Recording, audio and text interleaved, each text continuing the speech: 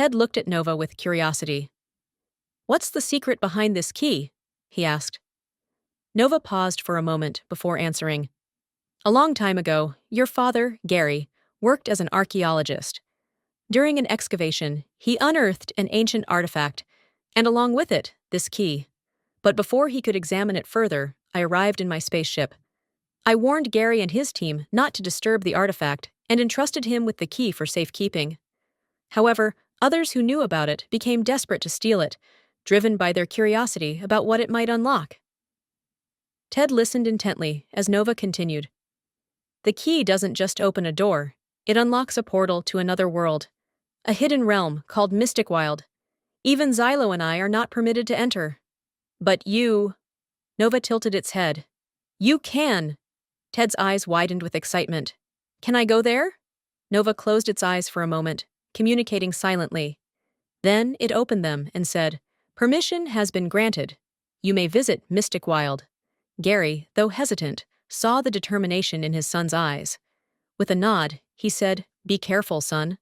Nova took Ted to the ancient excavation site, where Gary had first discovered the artifact. Together, they inserted the key into a hidden lock. A golden light burst forth, swirling into a shimmering portal. Ted took a deep breath and stepped inside. Mysticwild. A world of wonders. As Ted emerged on the other side, he was greeted by a breathtaking sight, a vast magical land filled with towering crystal trees, floating islands, and rivers that shimmered like liquid silver. Suddenly, a massive shadow passed overhead. Looking up, Ted saw a magnificent flying dragon with shimmering blue scales. "Welcome, young traveler," the dragon spoke in a deep yet gentle voice. "I am Thunderis. Let me show you the wonders of Mysticwild." Ted climbed onto Thunderis's back, soaring high above the landscape. He was awestruck by the beauty of the world beneath him. But as they flew deeper into the realm, something strange happened. Everything started to freeze. The flowing rivers stilled. The birds halted mid-flight, and the vibrant trees stood motionless, trapped in ice. Ted looked around in shock. "What's happening?" he asked. Thunderis sighed. "There is someone who can explain." They flew to a secluded glade, where an ancient tortoise, wise and weathered with time, awaited them. His name was Solmir. "The heart of Mysticwild is controlled by a great clock," Solmir explained.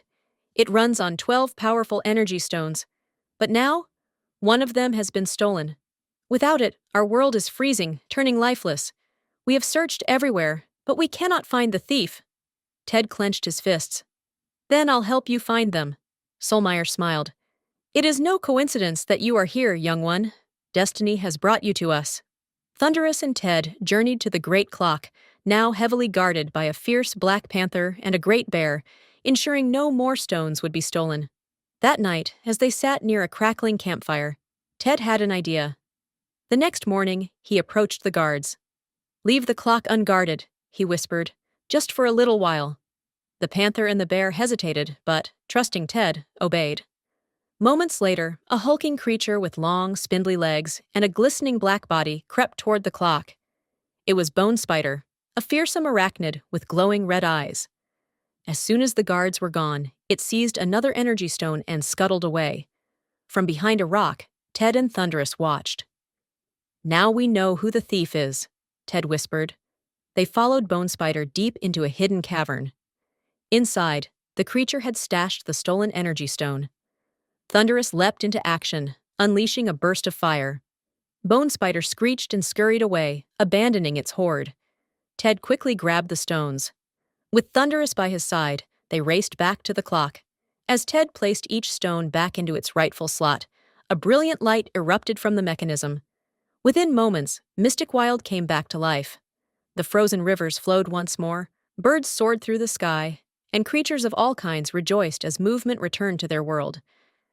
Solmir and the others surrounded Ted, their eyes filled with gratitude. "You have restored life to Mysticwild," Solmir said. "For that, we are forever in your debt." Thunderis took Ted back to the portal. "You will always be welcome here," the dragon said. Ted smiled, gripping Thunderis's scales one last time. "I'll never forget this place." As he stepped back through the portal, the golden light faded behind him. He found himself standing once more at the excavation site, where Nova and Gary were waiting. Gary knelt down, placing a hand on Ted's shoulder. "So, how was the adventure?" Ted grinned. "Unbelievable." And with that, the portal to Mysticwild remained a secret, but one that Ted would carry in his heart forever. Subscribe and like for more stories!